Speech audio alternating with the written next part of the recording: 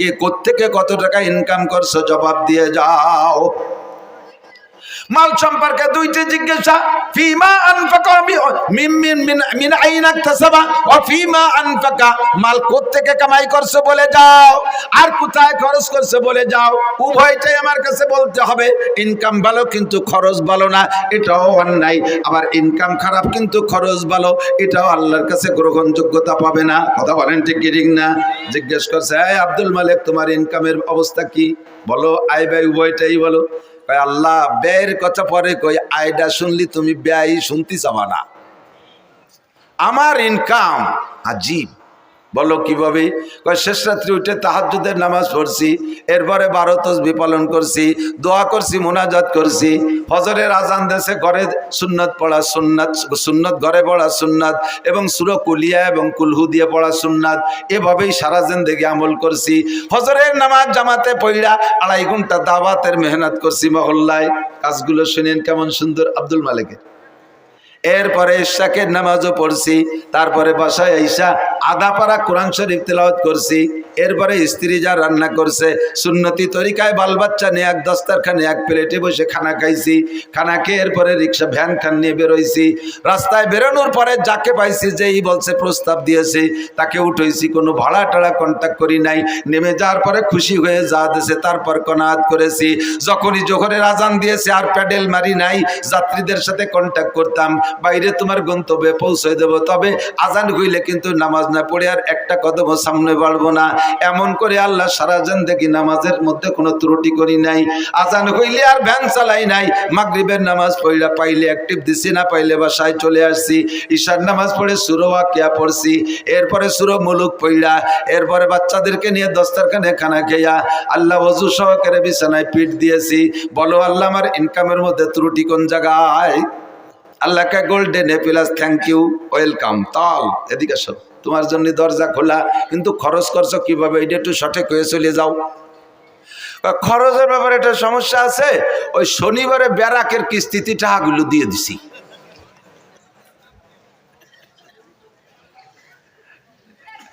বাংলায় কয় একে পাদে আগা সারা। বাংলা বোঝেন? মাঝে মাঝে রাত তো বেশি হয়ে গেছে, একটু রস না দিলে অনেকের ঘুম এসে যায়। আমাকে ওই পাশে নড়াইল জেলার একটা থানা আছে নড়াগাতি, আর বলবো না পরিচয়, আবার এই নড়াগাতিরাই আর শুনবেন আবার ইউটিউবে। সেদিন যে তাকে মধ্যেও কই আইছি ভাই নাই, বহু আগে ব্রিটিশ পিরিয়ডে ওই এলাকাতে প্রচুর হিন্দু মুসলমানও আছে। তো হিন্দু মুসলমান যুবকরা বিকেলবেলা ওখানে একটা জায়গা আছে, একটা স্পট, বসে বসে খোঁজ গল্প করে, এটা এই খেলাধুলা করে, আনন্দ ফুর্তি করে। তো ফাজলেমি করে দুইজনে বাই ছাড়া ছাড়ি ফাল্লা লাগছে। একজনে একটা দেয় আর একজনে একটা দেয়, একজনে একটা দেয় আর একজনে একটা দেয়। আর আজকে তো আর আনরেডি, অপ্রস্তুত ভাবে বেশি একটা সুবিধা হতে পারে। এখন ওই জায়গায় দুইজনের পাল্লা হয়েছে। আগামী শনিবারে এই জায়গা বাই ছাড়িয়ে পাল্লা, যে যেভাবে পারো রেডি হয়ে আসবা। এই আটে কাড়াও দেশে ডেরা পিটে যে অমুক জায়গায় এই হবে, এ কি কোয়ার মতো জিনিস? জীবনে ঘোড়া দাবড় দেখছে, আড়িয়ে নাড়ই দেখছে, কত খেলা দেখছে, কিন্তু এত আর কেউ শোনে নাই করে দিন। এ শুনে দর্শক হয়েছে সেই হারে, মাঠ ভরে গেছে দুইজনে দুই চেয়ারে। তো মুসলমান যেটা সে যাই প্রত্যেকেই রেডি হয়েছে যাতে গ্যাস বেশি হয় পেটে। তো মুসলমান যেটা সেটা যাইয়ে খাইছে যত আদা চাবাই নিয়ে ছুলা বাদাম এক চাবানিতে গিলে ফেলাইছে, ভালো হয়ে ফেসে খাই নেই। আর ও যেভাবে পারছে রেডি হয়েছে। আর আইসে দুইজনে দুই চেয়ারে বসা লোক তো দেখতেছে, হিন্দুটা এসে মুসলমানটার মুহির উপরে একটা মারি দিয়ে চলে গেছে। শর্ত হলে মুহি মারতে হবে। ও 3টে মারিয়ে দিয়ে গেছে, মুসলমান একটাও মারে না। এখন প্রায় তকবির শুরু হয়ে যাবে, হিন্দুর পক্ষে জয় জয়। এর মধ্যে কইতেছে বসো এবার আমি হবে। ও যাইয়া কাপড় সরাই ওর মুহি মারিয়ে দিছে। আউলাখের একেবারে যত সোলার কাঁচা বাদাম সব বার হয়ে গেছে একবারে। এর নাম হলো এ পাদে আগা ছাড়া।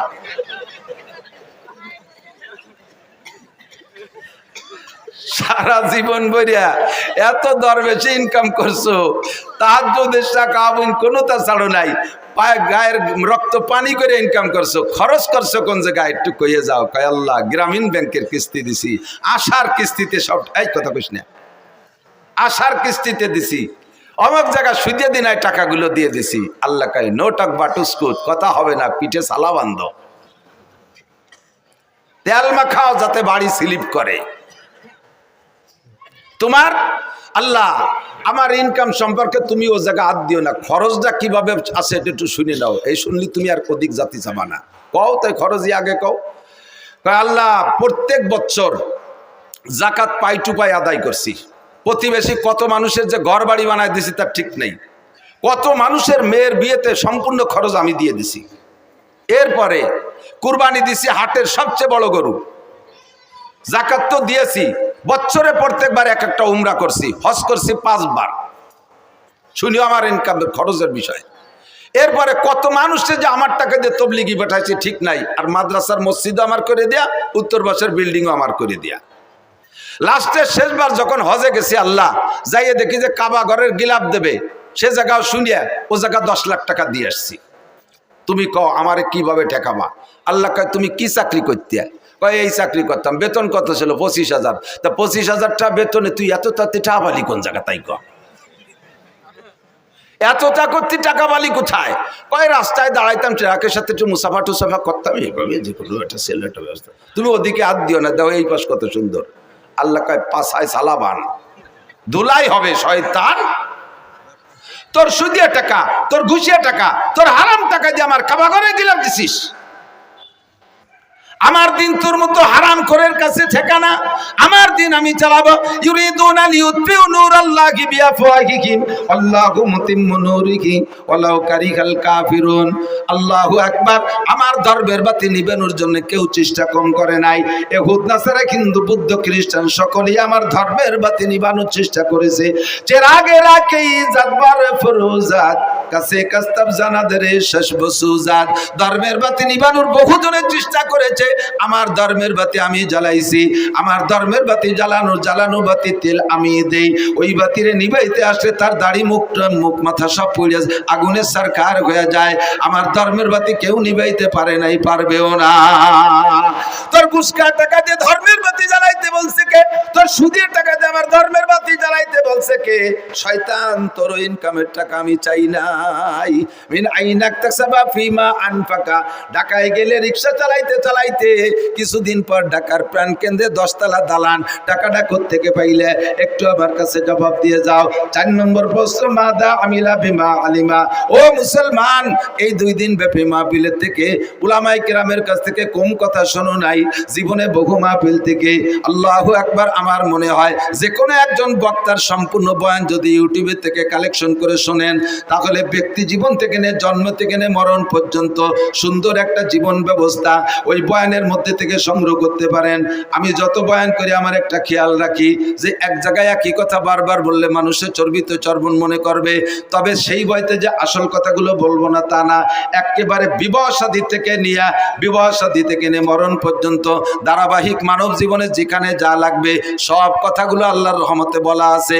ইউটিউবের ভিতরে শুনবেন, দেখবেন। আদর্শ মুসলিম পরিবার সদস্য হুজুরের লেখা একটা বই আছে, বইয়ের মধ্যে যা আছে আমার বয়ানের মধ্যে হুবহু তাই আছে। ব্যক্তি জীবন কিভাবে চলবেন, রাজনীতি কিভাবে করবেন, খেত খামার কিভাবে করবেন, জেনারেল পড়াশোনা কিভাবে করবেন, বিবাহ শাদী কিভাবে করবেন, দাম্পত্য জীবন কিভাবে কাটাইবেন, নামাজ কেমন করে পড়বেন, নামাজের মধ্যে কঠিন কঠিন টুকিটাকি মাসালা আছে, এগুলো নষ্ট হওয়ার কারণে কি সমস্যা, রোজা কিভাবে রাখবেন, হজের মাসালাগুলো সব বলা আছে। এই বয়ানগুলো আপনারা বয়ান মাঠ থেকে শুনেছেন। আল্লাহ পাক জিজ্ঞেস করবে মাদা আমিলা বিমা আলিমা। এতদিন পর্যন্ত যা শুনেছো এরপর আমল কতটুকু করছো বান্দা, একটু বলে যাও। জবাব দিতেই হবে, জবাব না দিয়ে সামনে বাড়া যাবে না। যা বলতে চাইছি, আমার আপনার জিন্দেগিতে যত ইবাদত বন্দেগি করি না কেন, আউয়ালু মা ইউহাসাবু বিহিল আবদু ইয়াউমাল কিয়ামাতিস সালাহ। হাসরের মাঠে সর্বপ্রথম জিজ্ঞাসা হবে নামাজ। একটু জোরে বলেন কি? সবাই বলছেন কি? নামাজ কি? নামাজ সম্পর্কে জিজ্ঞাসিত হব। বলেন নামাজ সম্পর্কে জিজ্ঞাসিত। বলছেন তো সবাই বলছেন তো? আমালাইনিল্লাল বালাগ, শেষ, আমার দায়িত্ব খালাস। কিয়ামতের ময়দানে আপনাকে আল্লাহ জিজ্ঞেস করবে নামাজ পড়িস নাই কেন? আপনি বলেন আল্লাহ আমরা কত ভালো মানুষ তুমি জানো না, এই হুজুরকে ডাকিয়ে নিয়েছি মোটা মোটা টাকা দিয়ে, এত বড় বড় হুজুর, আল্লামাতু দার কুমকুমাতু নারকেলা গাছের তোড়, হাওড়ার ব্রিজ, তাল গাছের গোড়া, বাজারের মোড়া, রইসু শায়াতিন, আন্তর্জাতিক গতি সম্পন্ন, কত তাই দিয়ে পোস্টার ভরি ফেলাইছে। সেই হুজুররা এসে দুনিয়ার গালগপ করে চলে গেছে, কোনোদিন নামাজের কথাটা কইনি। যদি একবার কইতো তাহলে নামাজটা ভরি আমি ছাড়ি। হুজুরকে অ্যাটাক করবেন, আমাকে ধরবেন, যে হুজুরা নামাজের কথা বলে নাই। সেদিন আল্লাহ বলবে আমাকে, এ মৌলানা খালি খাইয়ে দিয়ে পয়সা নিয়ে চলে এসেছে নাকি, নামাজের কথা কইস নাই কেন? আমি বলে, আল্লাহ অবশ্যই বলছি, তুমি বিশ্বাসটা হয় ওর আমলনামা দেখো। এবার আমলনামা খুলে দেখবে, তার ভিতরে অডিও ভিডিও সব আছে। মায়াল ফিজু মিন কাউলিন ইল্লা লাদাইহি রাকিবুন আতীদ, মুখ থেকে যে কথাটা বের করবেন, অন্তরে হাজারো খারাপ কুকল্পনা করলে আল্লাহ ফেরেশতাদেরকে আমলনামায় লিখতে দেয় না। মনে মনে বিশাল বিশাল প্ল্যান করছেন, একেবারে ডোনাল্ড ট্রাম্পের মেয়ে বিয়ে করবেন, তারে যে মাথা ফাটায় ফেলে দেবেন, এগুলো মনে মনে কল্পনা করছেন। যতক্ষণ মুখে উচ্চারণ করবেন না ততক্ষণ পর্যন্ত লেখা হবে না। আর যে কথা মুখ দিয়ে বের করবেন সঙ্গে সঙ্গে লেখা হবে। কাজেই আপনি কিয়ামতে আমারে অ্যাটাক করতে পারবেন না। আমি সবাই রিতে বলাই দিছি, মুখ দিয়ে বলে ফেলাইছেন, আপনার আমলনামায় লেখা হয়ে গেছে। কিয়ামতের মাঠে সর্বপ্রথম জিজ্ঞাসা হবে নামাজ।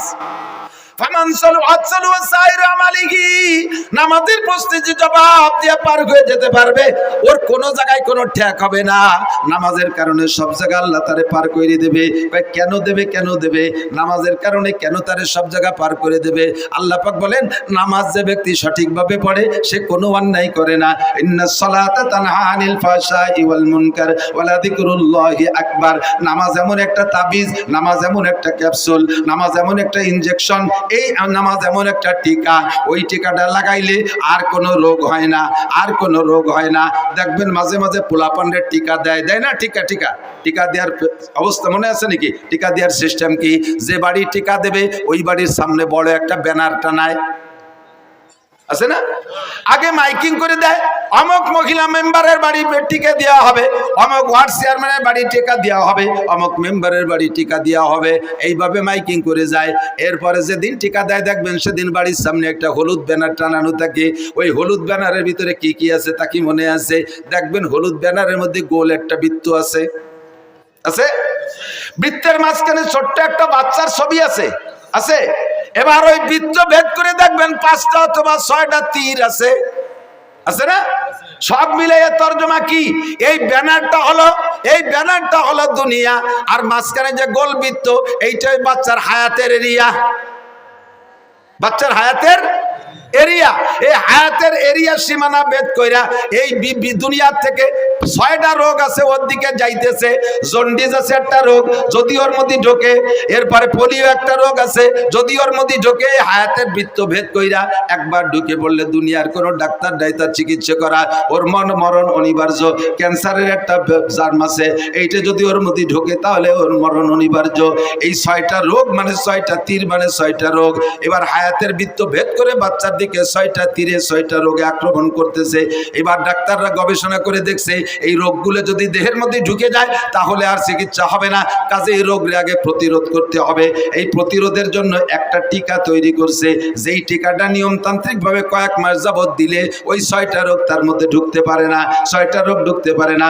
সেম কোয়ালিটি এই দুনিয়া, বিশাল দুনিয়া, এর ভিতরে থেকে আমার দিকে আমার হায়াতের একটা এরিয়া আছে। হায়াতের এরিয়া বাউন্ডারি ভেদ করে আমার দিকে রোগগুলো ঢোকার চেষ্টা করতেছে 6 দিক দিয়া। জোরে বলেন কয় দিক দিয়া? 6 দিক দিয়ে। ব্যক্তি জীবন, পারিবারিক জীবন, সামাজিক জীবন, অর্থনৈতিক জীবন, রাজনৈতিক জীবন, আন্তর্জাতিক জীবন। ব্যক্তি জীবন দিয়ে রোগ, পারিবারিক জীবনের রোগ, সামাজিক জীবনের রোগ, অর্থনৈতিক জীবনের রোগ, রাজনৈতিক জীবনের রোগ, আন্তর্জাতিক জীবনের রোগ। এই 6টা রোগ আমার দিকে ঢোকার চেষ্টা করে। এই 6টা রোগ যদি ঢোকে তারপরে হাজার হাজার রোগ ভিতরে তৈরি হয়, হাজার হাজার রোগ তৈরি হয়। এবার এই 6টা জীবনের রোগকে ঠেকানোর জন্য আল্লাহ পাক একটা টিকার ব্যবস্থা করেছেন। ওই টিকাটার নামই হলো নামাজ। আল্লাহ বলেন, আকিমিস সালাতা তারাফাইন নাহারি ওয়া যুলাফাম মিনাল লাইল ইন্নাল হাসানাতি ইউযহিবনাস সাইয়্যাত যালিকা যিকরা লিয-যাকিরিন।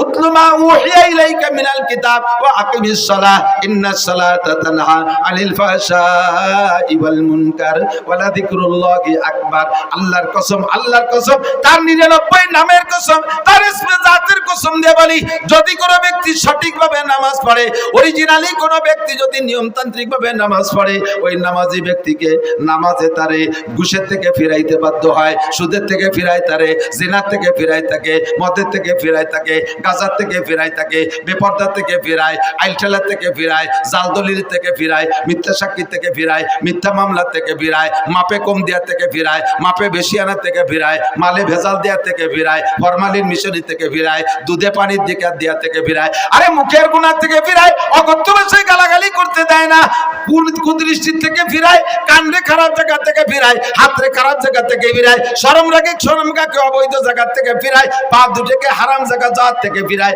যত অন্যায় আছে সমস্ত অন্যায় থেকে এই ফিরানোর মাত্র একটা তাবিজের নাম হলো নামাজ। এই নামাজ হলো ফরজ নামাজ। একটু জোরে বলেন কি নামাজ? এক ওয়াক্ত ফজরের 2 রাকাত ফরজ নামাজের দাম, ফজরের 2 রাকাত ফরজ নামাজের দাম কত? সারা জীবন 60 বছর নফল নামাজ আর নফল রোজা না। যদি কেউ আল্লাহ 60 লক্ষ বছর হায়াত দেয়, 60 লক্ষ বছর নফল নামাজ আর নফল রোজা রাখলে সেই নাকি ফজরের 2 রাকাত নামাজের দাম তার চাইতে বেশি। এবার আমি ওখান থেকে মাসালা বের করছি, এদিক তাকান। একটা মাসালার দাম 60 বছর নফল নামাজ ও রোজার চাইতে বেশি কেন? কারণ নফল তো সারা জীবনের নফলের দাম ফরজের সমান হবে না। আবার বহু মুসলমান আছে যাদের একটা মাসালা না জানা থাকার কারণে, ছোট্ট পিন সাইজের একটা মাসালা না জানা থাকার কারণে জিন্দেগির বহুত ফরজ নামাজ নষ্ট হয়ে গেছে।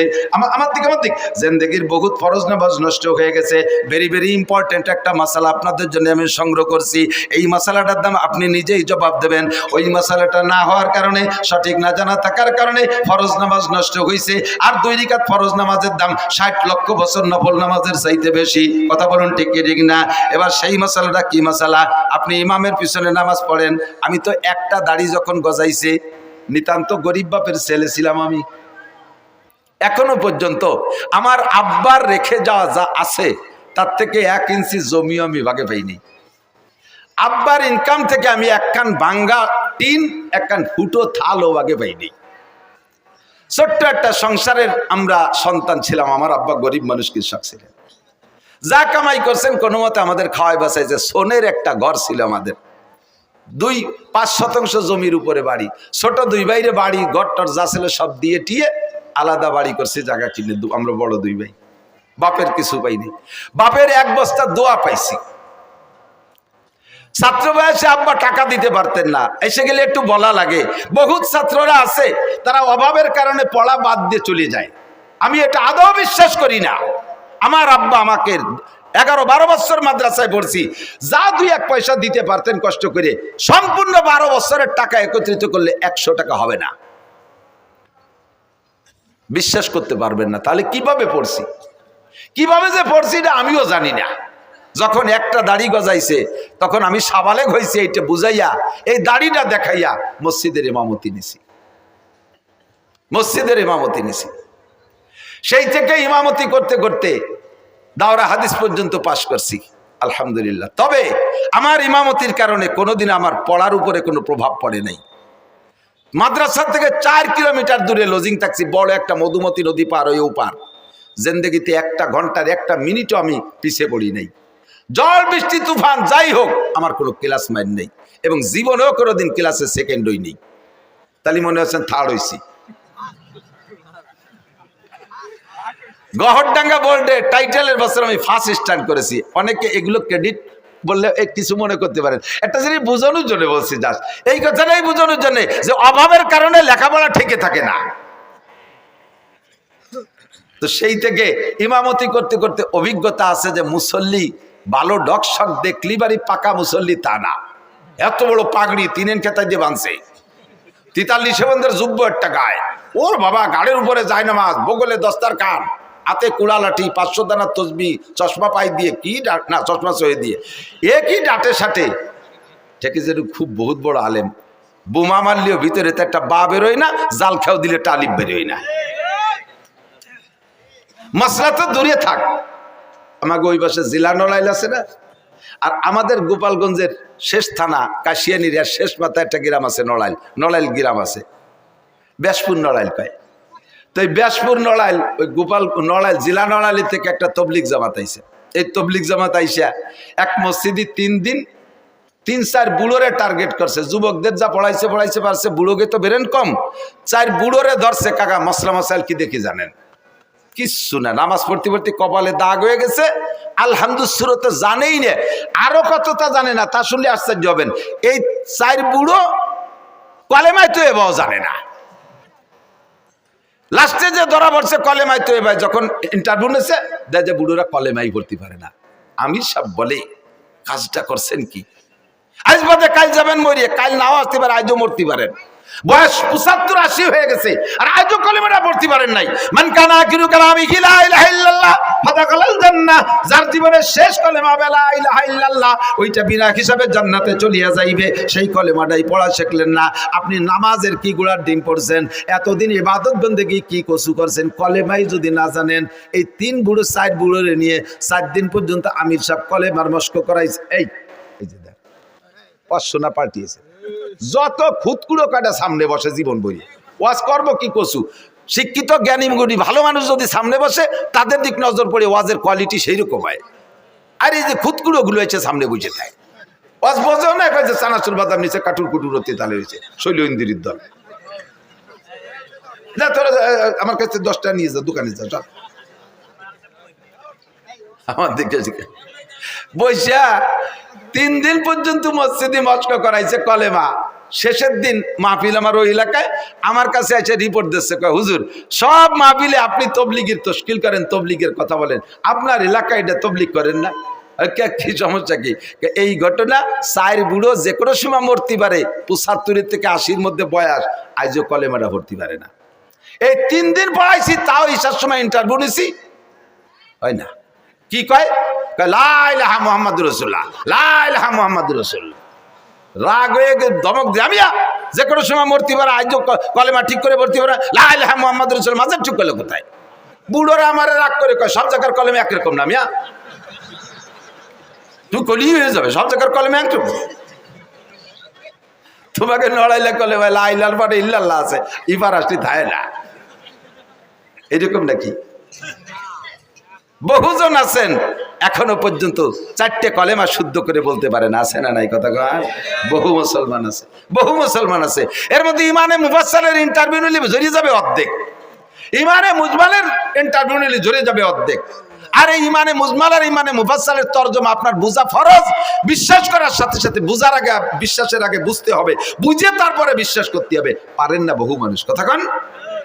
নামাজে দাঁড়াইছেন, ইমামের পিছনে জামাতে নামাজ পড়বেন, ইমাম সাহেব আল্লাহু আকবার বলে। যে কথা বলছি ইমামতির অভিজ্ঞতার আলোকে, যে বহু মুসল্লিকে জীবনে এ রিপোর্ট পাইছি, ইমামের পিছনে নামাজ 10 বছর নামাজ পড়ছে, এরপরে এসে কয় হুজুর ইমাম সাহেব যে প্রথমবার আল্লাহু আকবার কয়, ও আল্লাহু আকবারকে আমাকে ক্ষতি হবে নাকি? আমরা তো সময় খালি কানে হাত দেই। আমি যে আমরা মানে কয় যে আমাকে মাঝি ভাই, মেয়া ভাই, বড় কাকা, আমরা সবাই ওই ওরি। মুখ বন্ধ। নামাজের ফরজ 13টি, জোরে বলেন কয়টি? তার মধ্যে একটি তাকবীরে তাহরিমা বলা, তাকবীরে তাহরিমা বলা। আপনি যদি একা নামাজ পড়েন সুন্নাত, তা প্রথম তাকবীর বলা ফরজ, নফল পড়লে প্রথম তাকবীর বলা ফরজ, ওয়াজিব পড়লে প্রথম তাকবীর বলা ফরজ। ইমামের পিছনে যদি পড়েন প্রথম তাকবীর মুখে বলা ফরজ। প্রথম তাকবীর শুধু ইমাম বলবে আর আপনি মুখ বন্ধ করে কানে হাত দেবেন, এতে হবে না। আপনাকে নামাজের ভিতরে যদি প্রথম তাকবীর মুখে আল্লাহু আকবার না বলে থাকেন, এমন করে জীবনে যত ওয়াক্ত চলে গেছে ওই নামাজগুলো হয় নাই, ওই নামাজগুলো আবার পড়তে হবে। এই যে কত ওয়াক্ত গেছে আপনার জানা নাই, এরকম কত ওয়াক্ত গেছে আপনার জানা নাই, মুখ বন্ধ করে খালি কানে উলা দিয়েছেন, আপনার নামাজ বাতিল, আপনার নামাজ হয় নাই। যদিও শুনতে একটু ছোট, একটু আল্লাহু আকবার, কিন্তু এই মশালাটা কত গুরুত্বপূর্ণ আপনার পুরো নামাজ এরপর নির্ভর করে। এই একটা মশলা আজকে জেনে নিলেন, আজকে বুঝতে পারলেন যে আপনাকে প্রথম তাকবীরে আল্লাহু আকবার ইমামের সাথে সাথে বলতে হবে, তবে ইমামের সাথে সাথে পিছে পিছে বলতে হবে, এটা ফরজ। এর একটা মশালার দাম 60 লক্ষ বছর নফল নামাজ ও নফল রোজার চাইতে বেশি। মহিলারা নামাজ পড়বে, প্রথম তাকবীর মুখে বলা ফরজ। পুরুষরা নামাজ পড়বে, প্রথম তাকবীর মুখে বলা। তবে মহিলারা কোনোদিন জামাতে ইমামতি করতে পারবে না, মহিলারা মহিলাদের ইমামতিও করতে পারবে না, মহিলারা ফরজ অজিব সুন্নত নফল কোনো নামাজে ইমামতি করতে পারবে না, মহিলারা মসজিদে যে জামাতে নামাজ পড়বে না, মহিলারা নামাজ পড়বে ঘরের ভিতরে। মহিলারা যত নির্জনে নামাজ পড়বে তত তাদের নেকি বেশি, আর পুরুষরা যত ওপেন ফিল্ডে নামাজ পড়বে বড় জামাতে তত তাদের নেকি বেশি। মহিলারা ঘরের মধ্যে পড়বে, করনাফি বুয়ুতিকুন্না, ঘরের মধ্যে থাকবা।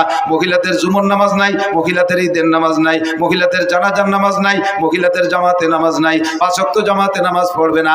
অনেকে হজে যাইয়া আইসা এবার বউ গিয়ে নিয়ে জামাতে নামাজ পড়ার একটা প্ল্যান তৈরি করছে। আল্লাহ, মক্কা মদিনায় দেখলাম, আর আমাকে দেশি হুজুরা কি তাকে বেশি জানে নাকি? আপনি মক্কা মদিনায় একবার গেছেন আর আমরা 20 বার গেছি। আমরা ওই জায়গার থেকে ওইগুলো নিয়ে আসলাম না, আপনি একবার যাই এতটা নিয়ে আসলেন কে? কি কি আনছে দেখবেন। হানাফি মাযহাবের মুসল্লি, হানাফি মাযহাবে আমিন আস্তে বলতে হবে। হানাফি মাযহাবে আমিন কি আস্তে। সব মাসালা হানাফি মাযহাবের আমল করে। হজেতে আসার পরে এবার ওই মক্কা মদিনায় শুনছে আমিন জোরে কইতে, এই জায়গাটা খালি আমিনটা একটু জোরে না করতে পারলে পাল্টায় না। ইমাম সাহেব বলা দলিনকে ছেড়ে দিছে, আমিন বিটাগিরি দেয়াচ্ছে উনি। আপনি এরকম করলেন কে? মক্কা মদিনায় বলে। তো মক্কা মদিনাতে আরো কত তারে শব্দ করেন আপনি, যে দেখছেন কত প্রকারের নামাজ। একদল কানে উলো দেয়ই না, হাজি সাহেবরা একটু সাক্ষী দেন। একদল কখনো কানে উলো দেয় না, আর একদল কানে উলো দিয়ে সানা একবার বাইন্ধে ছেড়ে দেয়, আর একদল কানে উলো দিয়ে ডাইরেক্ট ছেড়ে দেয়, আর একদল কানে উলোই দেয় না, হাত ছাড়া থাকে, আর একদল আগের থেকে সানা বাইন্ধে থাকে। এই যে এত দলের মধ্যে কোন দলের ডাপে আনতে গেলেন আপনি? অর্থে গেছেন কে কথা বল? আপনার এই জন্যই পাঠাই নেই। এসে গেলে একটু করে যাই, বাংলাদেশের একমাত্র উলামায়ে কিরাম শরীয়তের দিক দিয়ে এস্টাবলিশড, এই বাংলাদেশের উলামায়ে কিরাম বাংলাদেশের মুসলমানদেরকে নবী আলাইহিস সালাতু ওয়াস সালামের শরীয়ত অনুযায়ী পরিচালনার জন্য বিশ্বের কোন দেশে ধর্ণা ধরা লাগে না। বাংলাদেশের উলামায়ে কিরাম জন্ম থেকে মরণ পর্যন্ত যে 6টা জীবন বলছি, সমস্ত জীবনকে পরিচালনা করার জন্য কোরআন হাদিসের ভিতরে থেকে গাইটা সমস্ত মশলা আপনাদেরকে দিতে পারে এই যোগ্যতাওয়ালা উলামায়ে কিরাম বাংলাদেশে ভরপুর। আর কেউ এখনো সম্পূর্ণ হতে পারেন নাই, ডাক্তাররা তো পারেনি নাই।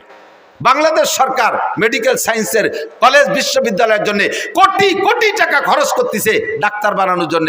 যেই সরকারি ওই মেডিকেল সায়েন্সের কলেজের জন্য টাকা দিয়ে ছেলেদেরকে পড়ায় ডাক্তার বানাচ্ছে, সেই সরকারি ওই কলেজের ডাক্তার প্রফেসরের কাছে ওষুধ খায় না, উনি চলে যায় India, Madras, Chennai, Singapore, London, বাইরে যে ওষুধ খেয়ে আসে। তাই তুমি যাকে ডাক্তার বানাইলে তারা কি গুড়ার ঘাস কাটতেছে?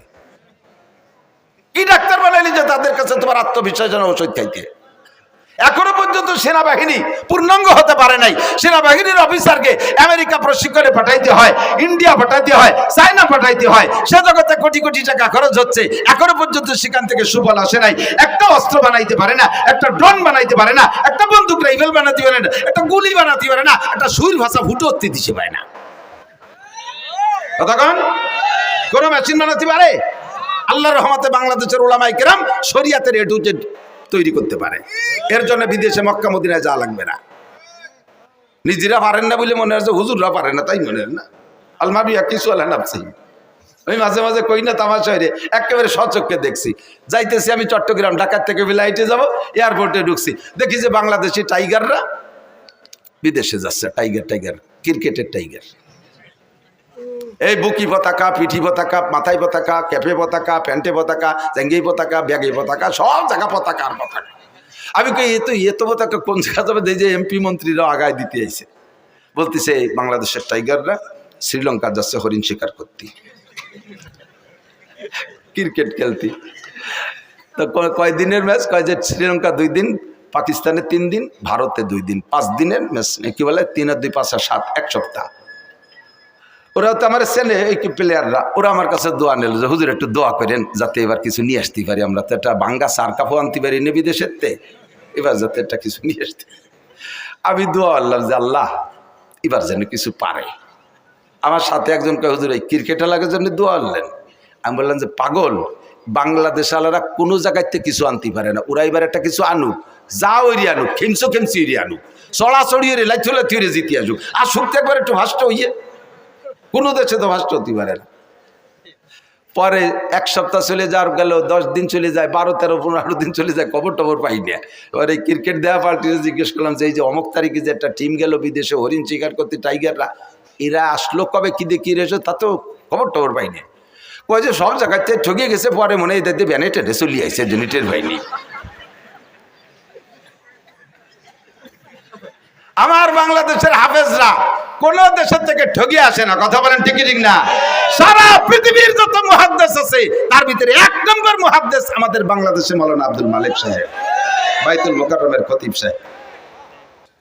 কাজেই আপনি একা একা যাইতে আমিনটা জোরে ঠেলিয়ে আনতে গেছেন কে? আমিন জোরে হবে না, আসতে হবে বাইতুল মুকাররমের খতিব সাহেবের কাছে শুনিয়ে আসেন।